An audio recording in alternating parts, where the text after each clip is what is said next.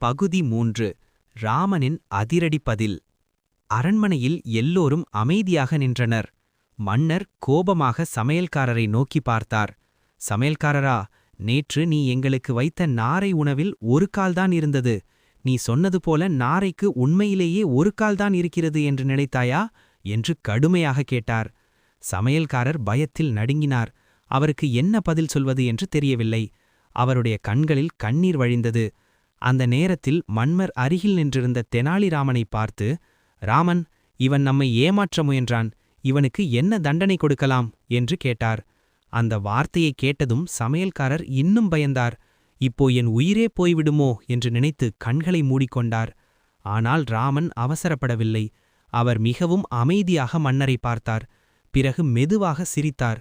மன்னா, முதலில் ஒரு சிறிய கேள்விக்கு பதில் சொல்லுங்கள் என்றார். மன்னர் ஆச்சரியமாக, என்ன கேள்வி ராமன் என்று கேட்டார். ராமன் சொன்னார், நேற்று இரவு நீங்கள் உணவு உண்ணும்போது அந்த நாரை தட்டிலிருந்தது. அப்போது நீங்கள் கைகளை தட்டி சத்தம் போட்டீர்களா? மன்னர் உடனே, இல்லை, நான் ஏன் அப்படி செய்ய வேண்டும் என்று பதிலளித்தார். அப்போது ராமன் புன்னகையுடன் சொன்னார், அங்கேதான் பிரச்சனை நடந்துவிட்டது மன்னா. நீங்கள் கைகளை தட்டியிருந்தால் அந்த தட்டிலிருந்த அந்த நாரை பயந்து தனது இன்னொரு காலையும் கீழே இறக்கி வைத்திருக்கும்.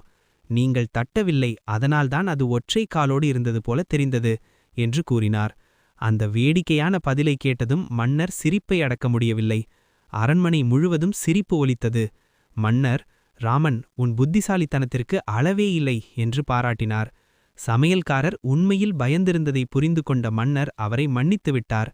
அந்த நாள் அனைவரும் உணர்ந்தது என்னவென்றால், ராமனின் சமயோசித புத்தி ஒரு மனிதனின் உயிரையே காப்பாற்றியது. ராமனின் புத்திசாலித்தனம் உங்களுக்கு பிடிச்சிருந்தா லைக் பண்ணுங்க, சப்ஸ்கிரைப் பண்ணுங்க. நெக்ஸ்ட் ஸ்டோரியில சந்திப்போம்.